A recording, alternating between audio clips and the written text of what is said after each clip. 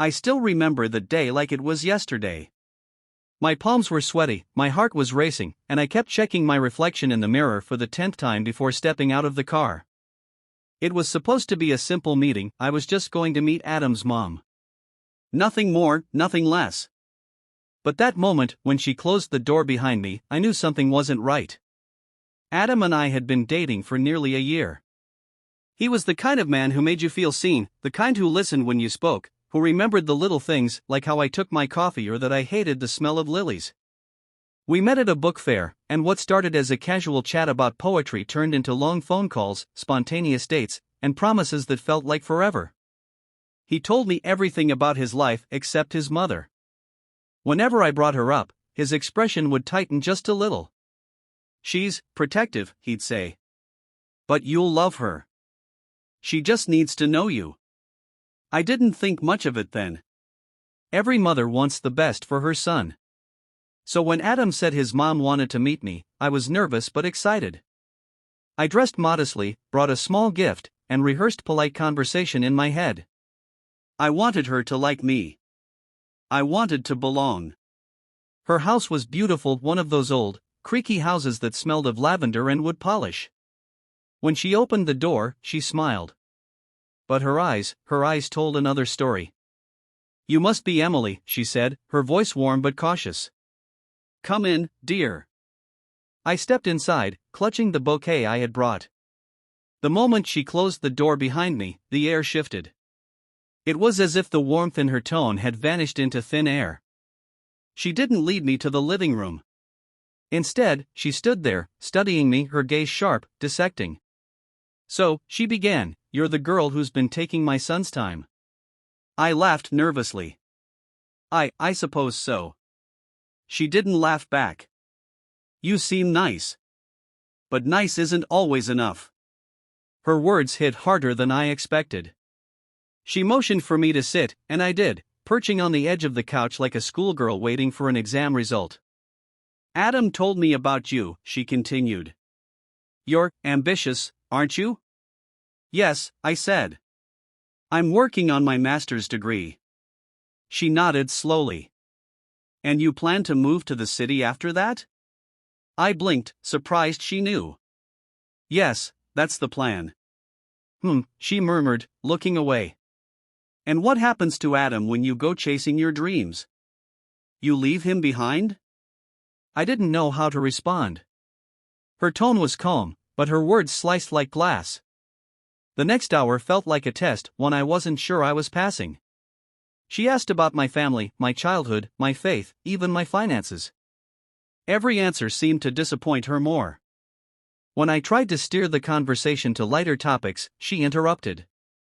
"You know," she said, pouring tea, "Adam's father left when he was young. I raised him alone. I've seen women promise love before, and disappear when things got hard." Her voice trembled slightly, and for the first time, I saw the pain behind her sternness. "I'm not like that," I said softly. "I love your son. I would never hurt him."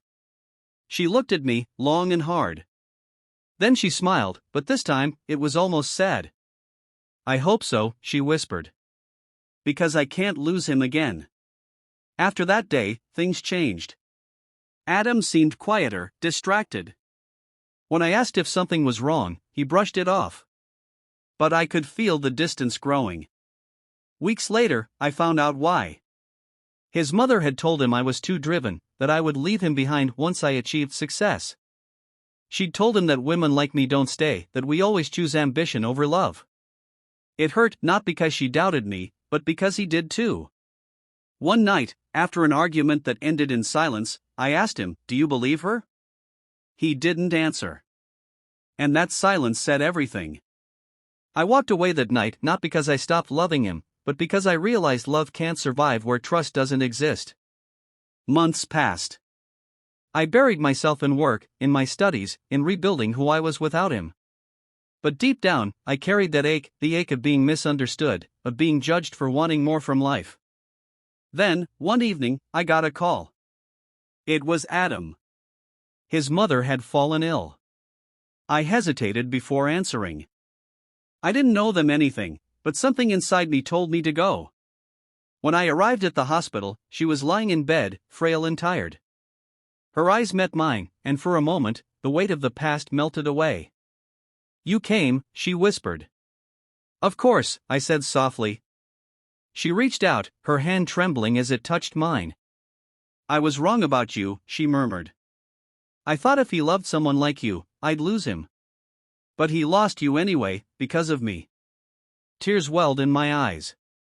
I squeezed her hand gently. "You were just trying to protect him." She smiled weakly. A mother's fear, sometimes it blinds her. When she passed a few months later, Adam came to me again. Not to rekindle what was lost, but to apologize. "I should have trusted you," he said. I let her fears become mine. I nodded, tears burning my eyes. "Sometimes love isn't about holding on," I whispered. "It's about letting each other grow, even if it means growing apart." He smiled sadly. "You became everything she said you would: successful, strong, unstoppable." I shook my head. "No," I said. "I became everything I always was, she just couldn't see it then." Looking back now, I realize that meeting his mother changed me. It taught me that not every battle is about proving someone wrong, sometimes it's about understanding the pain behind their fears. That day, when she closed the door behind me, I thought she was shutting me out. But maybe, she was just afraid of being left behind again. And in a way, she taught me something I'll never forget: that love, real love, isn't about control or approval.